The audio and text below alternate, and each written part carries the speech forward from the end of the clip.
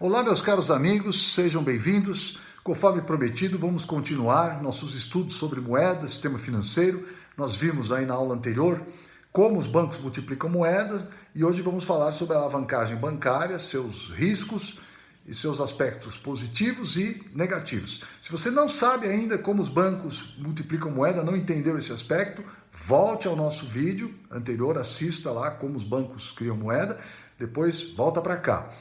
Se você já assistiu, já domina esse conteúdo, então vamos em frente. Bem, o que é a alavancagem bancária? Como nós vimos, os bancos não utilizam apenas recursos próprios. Aliás, a menor parte dos recursos que eles utilizam para suas operações de crédito são recursos próprios, é o capital próprio. A maior parte vem recursos de terceiro, pessoas que levam seus depósitos ou suas aplicações ao banco. O banco vai reciclar esses recursos emprestando para outras pessoas. É o próprio processo pelo qual cria-se a moeda. Então, para entender isso, vejam essa transparência, onde nós temos o balanço patrimonial de um banco hipotético. Então, nesse balanço patrimonial, aí tudo com valores simples, só para a gente entender a essência do problema. Imagine que o passivo desse banco é constituído de 800 em depósitos, 150 em dívidas e 50 em capital próprio. Ou seja, o banco tem recursos totais no valor de 1.000, sendo 50 recursos próprios, 950 recursos de terceiros.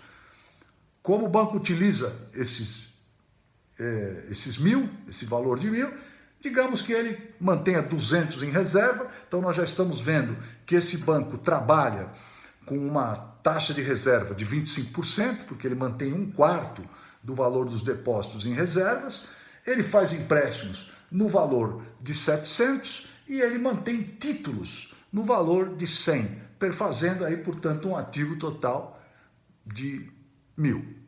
Então, nesse caso, qual é o grau de alavancagem? O grau de alavancagem é 20, certo? Porque sobre um ativo total de 1.000, esse banco possui um capital próprio de apenas 50. Ou seja, em termos médios, para cada R$1 que o banco aplica, ele aplica 19 de terceiros para fazer suas operações. Bom, a questão é que a alavancagem, ela amplifica tanto os lucros quanto as perdas que os bancos podem sofrer. Vamos ver uma primeira situação, 5% de alta nos papéis. Então o ativo do banco valorizou-se em 5%, hipoteticamente. Com as reservas não acontece nada, elas estão lá, 200. Os empréstimos tiveram uma valorização de 40. Então eles agora não valem 700, valem 740. E os títulos valorizaram 10%, passaram de 100 para 110. Os ativos totais desse banco agora representam 1.050. Bom, quem ganha com isso? Os banqueiros, porque os depósitos continuam 800. Os clientes tinham 800, continuam tendo 800. As dívidas eram de 150, continuam sendo de 150. O fato novo aí é que o banco dobrou o seu capital, né? Agora ele tem 100 em capital, ou seja, houve uma lucratividade aí de 100% sobre o capital. Isso é muito bom, né? Fantástico. O problema acontece quando nós temos não 5% de alta, mas 5% de baixa, como estou mostrando para vocês nesta transparência agora. Então vamos olhar o lado do ativo. As reservas continuam lá, 200, respondendo pelos depósitos de 800, né? Taxa de reserva 25%. Só que os empréstimos sofreram desvalorização. Por quê? Aumentou a taxa de inadimplência, uma crise econômica, empresas não estão pagando. Enfim, agora a carteira do banco passa a ter um valor de 660. E os títulos também sofreram uma desvalorização. Eles estão valendo 90, de maneira que o ativo do banco é 950. Os depositantes nada tem a ver com isso, certo? Eles tinham 800, continuam tendo 800. Da mesma maneira, os credores do banco tinham 150 em créditos, continuam tendo 150 em créditos. Então, o que essa desvalorização de 5% ocasionou num banco com um grau de alavancagem de 20%? Simplesmente o capital desapareceu. Então, esse banco ainda está em pé, mas o capital já não existe. E se os títulos caírem mais do que 5%? Bom, nesse caso, o banco está insolvente, o banco está quebrado. Bom, então, veja, crises no mercado financeiro, crise, né, volatilidade em valor de ativos, em valor de papéis, sempre embute uma ameaça de uma crise bancária, ou seja, de uma falência generalizada ou, enfim, localizada ou generalizada no sistema bancário. Então, nós podemos ver, isso aconteceu na crise de 2008 nos Estados Unidos. Segundo os dados aí das transparências do livro que nós estamos utilizando, né, 27 bancos faliram até 2007 e 166 nos anos 2008 e 2009. E alguns bancos sofreram perdas, não quebraram, mas sofreram perdas relevantes de capital, significando que então eles se tornaram restritivos em relação ao crédito. Isso causou uma crise de crédito no mercado. Então as empresas passaram a ter dificuldade com crédito porque os bancos estavam ou insolventes ou com perdas de capital ou inseguros, aversão ao risco, medo numa situação de crise generalizada, de incerteza muito grande nos negócios, né, que foi vivida em 2008 e que infelizmente nós estamos nesse momento vivendo uma situação semelhante. Não há ainda crise bancária, mas é algo que infelizmente não se pode descartar num cenário como esse, né?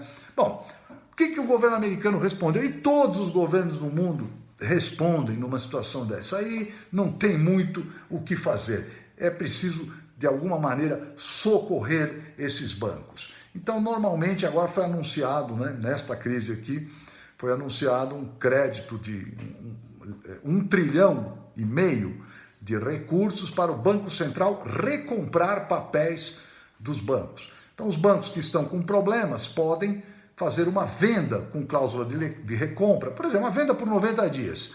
O banco tem papéis lá que não tem liquidez imediata, ele está com dificuldades, ele vende esses papéis, o Banco Central retém esses papéis como uma espécie de garantia, paga por eles, e 90 dias depois a operação é desfeita. Com isso, os bancos se tornam líquidos. Na crise de 2008 foi feito algo mais radical do que isso. Houve uma injeção de capital nos bancos, de maneira que o governo americano se tornou, por algum período, sócio do sistema bancário. Injetou capital em troca de ações, de maneira a socorrer os bancos, impedir que eles fossem tragados na crise e, com isso, normalizar o crédito, né? Bom, se isso é tão perigoso, né, se o fato de que os bancos são criadores de moeda e trabalham alavancados é algo tão perigoso, por que isso existe? Bem, nós dissemos no vídeo passado, a existência da indústria financeira alavancou o próprio crescimento da economia real, da economia mundial. Já desde o fim da Idade Média, os bancos, essa maneira dos bancos funcionarem com reservas fracionárias e alavancados, expandiu enormemente o crédito. Então, permitiu aumento da produção, aumento dos investimentos, aumento do consumo, aumento do comércio, da produção, da circulação da economia real, né, da economia material. E graças a essas inovações financeiras, então, até dissemos aí no outro vídeo, a Europa se tornou importante, hegemônica aí, economicamente, até o início do século XX. Essas instituições moldaram o mundo, mas elas não são isentas dos seus perigos, né? Nos momentos de crise, assim como os ganhos são amplificados, né, e a economia real é promovida nos bons momentos, nos momentos das crises financeiras. Bom, a própria existência de autoridade monetária, Banco Central, Federal Reserve nos Estados Unidos, todos os países têm alguma autoridade monetária, normalmente chamada Banco Central, exatamente para atuar nesses momentos de falta de liquidez, certo? Então, eu acho que você pode compreender agora as vantagens desse sistema dos bancos trabalharem com reservas fracionárias, portanto, trabalharem multiplicando moeda, alavancados, mas também percebeu os riscos inerentes a esse sistema. Muito importante a gente ter essa compreensão. Nós não sabemos o desdobramento dessa crise que nós estamos vivendo, é possível que haja problema com o setor bancário, os governos têm todo o interesse em impedir corridas a bancos, Se houver corrida a um banco, qualquer banco quebra. Não existe banco saudável se houver uma corrida de todos os depositantes. Por definição, porque ele às vezes capta depósitos à vista e faz empréstimos a prazo. Então o banco trabalha naturalmente com descasamento de prazo. Se todo mundo correr para sacar à vista, o banco pode não estar insolvente, ele tem ativos para responder pelos seus passivos. Mas esses ativos não são de exigibilidade imediata. Então ele não pode, se ele emprestou dinheiro para um ano, ele não pode chegar, não, eu preciso receber antes porque o meu depositante está sacando lá, eu preciso receber de você. Não, eu emprestei por um ano, eu só vou pagar o empréstimo. Então é justamente aí que entra o socorro de liquidez, essas linhas que são criadas para fazer, para comprar os papéis, o redesconto bancário. Bem, espero que esse ponto tenha ficado claro. De qualquer maneira, nós estamos aí dispostos às dúvidas. Vocês podem enviar pelos canais tradicionais, aqui no canal do YouTube, aqueles que são meus alunos na FEI, já tenho os meus contatos todos e vamos em frente. A crise está aí, mas estamos juntos. Muito obrigado.